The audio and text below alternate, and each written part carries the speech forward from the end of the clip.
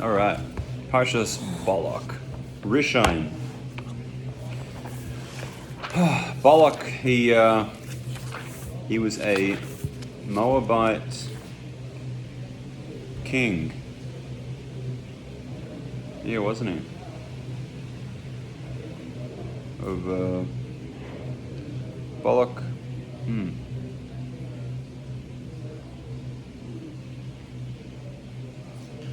Exactly who was Balak? All right, here we go. We're going to find out who Balak was. Vayar Balak ben Tzipor eis kol asher asa Yisrael la'emoyri. Balak's son of Tzipor saw all that Israel had done to the Amorite. He said to Moab, these two kings, Sichon and Og, in whom he had confidence, do not stand up before the Israelites. How much more so we who are weak and cannot stand up before them. Therefore Moab was very frightened. Vayagar Moab mipnei ha'am oid ki ravhu vayakatz Moab mipnei bnei Yisrael. Moab was very frightened of the people because it was formidable, and Moab was disgusted in the face of the children of Israel. They were disgusted with their lives. It is like I'm disgusted with my life. It is an abbreviated verse. Daled. Vayomer Moab el ziknei Midyan ata yelachachu hakahal eskol svivoseinu kil chayich ashor eis yerek hasada uvalak ben Tzipor melech leMoab be'eis hahi. So Moab was very frightened of the people because it was formidable. Moab discussed in the face of the children of Israel. Moab said to the elders of Midian, now the congregation will chew up our entire surroundings as an ox chews up the greenery of the field. Balak's son Tzipor was king of Moab at that time. So he was appointed to elders of Midian. But had they not always hated each other? It says, who struck Midian in the field of Moab. Midian had come against Moab for war.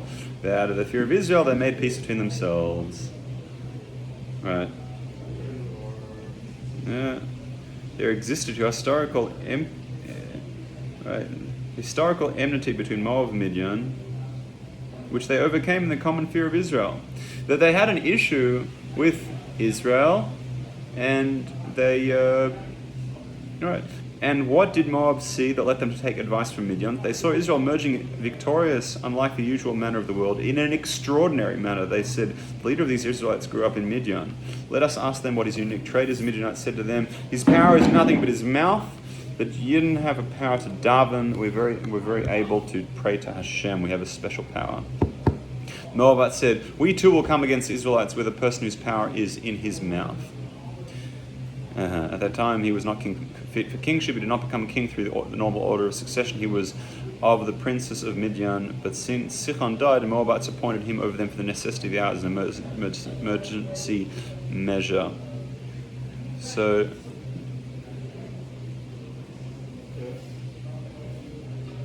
right. So, Moab was appointed as an emergency measure. They were very worried, they were scared, and so they appointed Balak to run the show. Vayishlach malachim es el Bilam ben Baor Pesaira asher al hanahar eretz b'nei Amai likray loy lemor hinei am yatsa mimitzram hinei chisa es ein haaretz uhu yoshev mimuli. He sent messages to Balaam ben son of Baor to Pethor, which is by the river of the land, which is by the river of the land of the members of his people,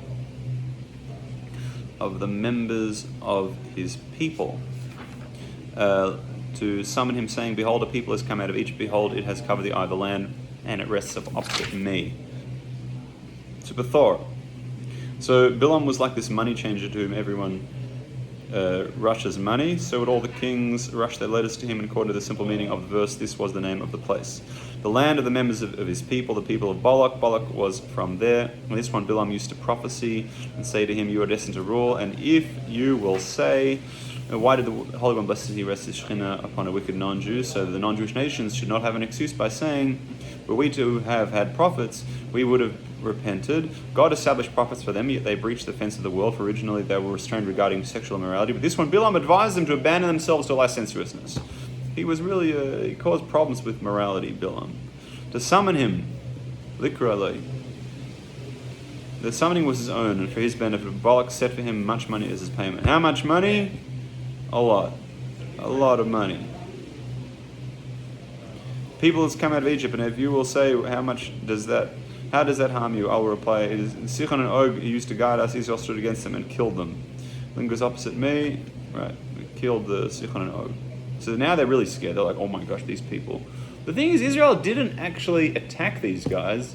These guys went after Israel. They wanted to, Israel, whatever. They're going after Israel. So what's going on? They saw what Israel did to the Amorites, and I think that Israel even had a thing that we don't go after Moab.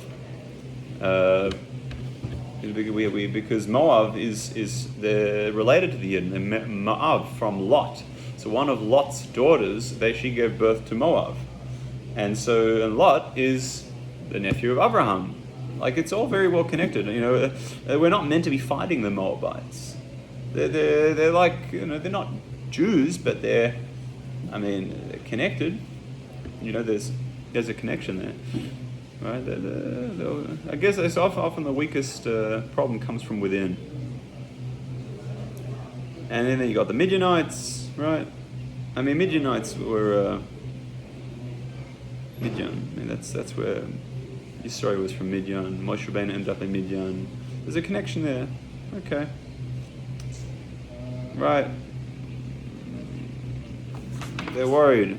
Behold, the people have come out of Egypt, and he's covered the other land. Right. They're scared. They're worried.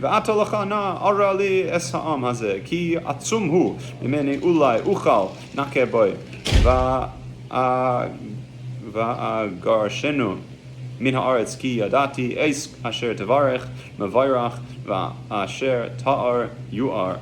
So now please come and invoke curse upon these people for me, for it is more powerful than me. Perhaps I will succeed. We will strike at it, and I will drive it away from the land, for I know that whomever you bless is blessed, and whomever you invoke curse upon is accursed.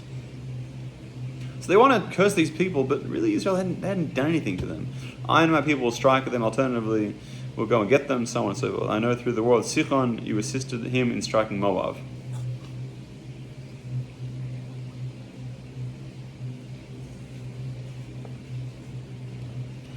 Okay. Vayelchu ziknei Moab v'ziknei Midian uksamim biyadam vayavo el Bil'am vayadabru elav divrei Balak. The elders of Moab and the elders of Midian went with charms in their hand. They came to Bilam and spoke to him the words of Balak. They brought along all sorts of charms so that Balaam should not say, the implements I use are not with me. Alternatively, the elders of Midian took this charm in their hand. They said, if Balaam will come with us this time, it is a sign there is substance to him, but if he will push us off, there's nothing to be gained from him. Therefore, when he said to them, spend the night here, they said, there is no hope in him, he gives us no hope. So they left and went off. As it says, the officers of Moab stayed with Bilam, but the elders of Midian went off.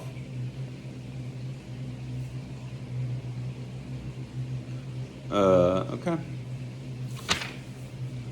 They went with charms in their hand. They came to Balaam and spoke to him the words of Balak. Elders of Moab and the elders of Midian. Everyone went together. Vayomer alehem linnu fai halayla v'hashivoisi eschem davar kasher yidaber Adonai Eloi v'yeshvu sarai Moab im Bil'am. He said to them, spend the night here, and I shall give you a response. Hashem shall speak to me. He said to them, what did he say to them? He said to them, spend the night here, and I shall give you a response. Hashem shall speak to me. So the officers of Moab stayed with Bilam. The Holy One would not rest upon him except at night, so would it be for all the prophets of the non-Jewish nations of the world. And so was it with Laban. God appeared to him in a dream by night, as it says, and God had come to Laban the Aramean in a dream by night, like a man who goes to his concubine furtively. A man generally takes a concubine unwillingly due to the pressure of his lust.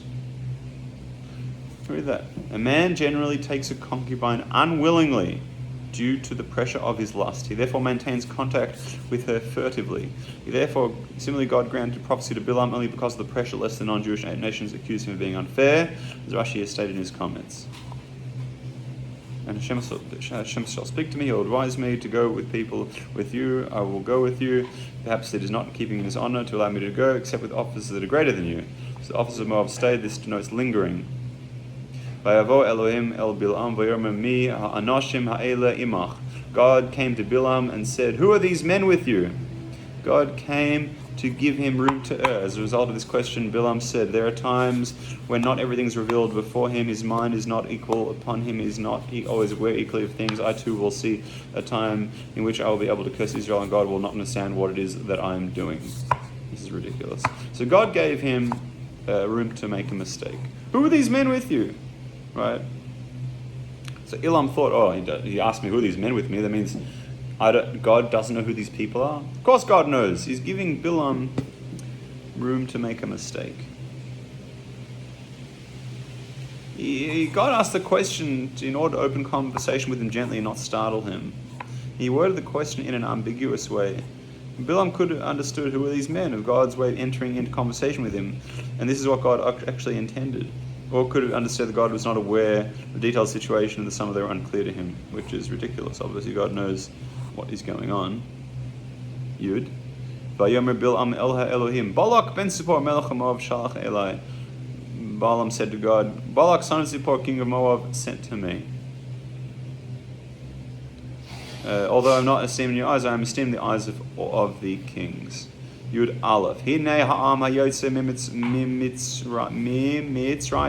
vayachas es ein ha'aretz ato lecha kava li oisai ulai uchal lehilachem boi v'gei rashtiv. Behold, the people coming out of Egypt has covered the eye of the land. Now go and imprecate it for me. Perhaps I will be able to make war against it, and I will drive it away. Imprecate it for me, drive it away.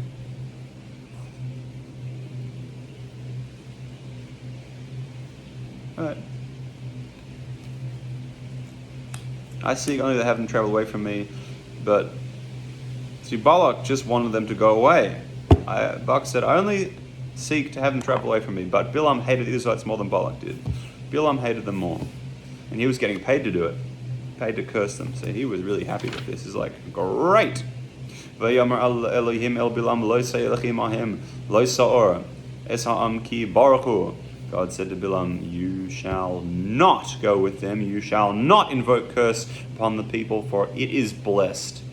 But Bilam said to him, "So I shall curse them where I am." God said to him, "You shall not invoke curse upon the people at all." Bilam said to him, "If so, I shall bless them." God said to him, They do not need your blessing, for it is blessed." This is an illustration of the proverb. They say to wasp, "We don't want your honey, we don't want your sting." They don't need your blessing, for it is blessed. Right, they don't know nothing from you. God rejected Bilam's offer to bless Israel, just as gathering honey involves the risk of being stung to. The blessing of the wicked are not unalloyed. There is some evil in them. Later on, however, God made Bilam bless Israel against his will. Those blessings were pure, for they were God's and not Bilam's. Right. Beautiful.